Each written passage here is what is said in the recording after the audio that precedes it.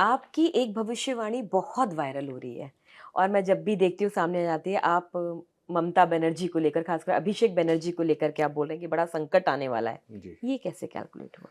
अभी हमने उनका चार्ट पूरा बनाया था, हाँ, डिस्क्राइब भी किया था हाँ। अपने चैनल पर उनके हुँ, बर्थडे पर। हुँ। तो उसके हिसाब से जो उनकी दशाएँ चल रही हैं, उन दशाओं का प्रभाव ऑलमोस्ट खत्म हो गया था 2025 सितंबर से ही। अच्छा। उसके बाद से लगातार वो डाउनफॉल की तरफ चल रहे हैं।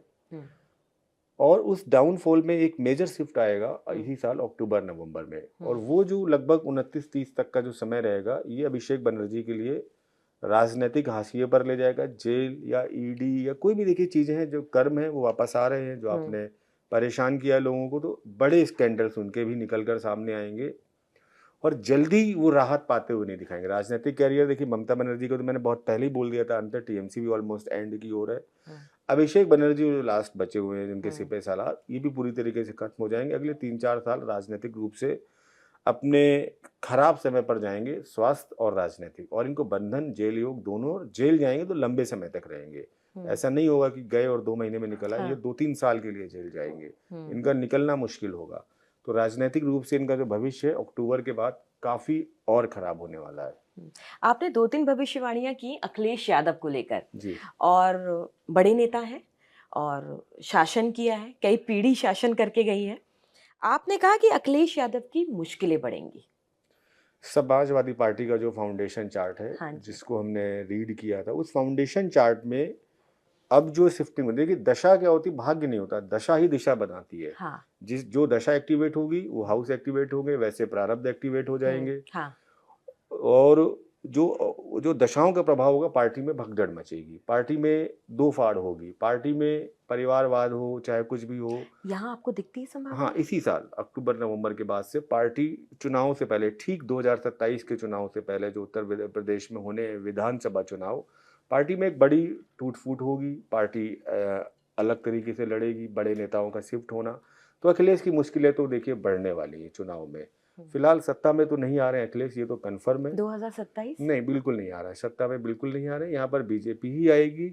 हाँ, फाइट अच्छी देंगे, मैंने हमेशा कहा है कि फाइट अच्छी देंगे, पिछली बार भी अच्छी फाइट दी हाँ, थी बहुत इन्होंने। अच्छी फाइट दी थी।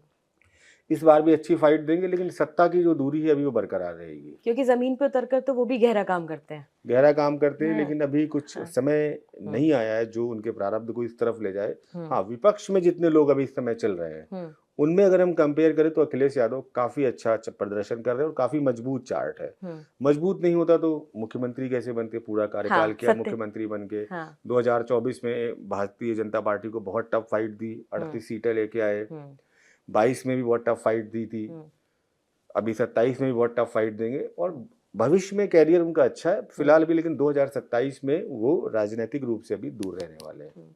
अगर मैं पंजाब की बात करूँ, मैं आपकी सारी वो भविष्यवाणियाँ हाँ, निकाल कर के लेकर आई हूँ जो आपने की हैं जी। और मैं बस उस पे एक फैक्ट चेक चाह रही हूँ।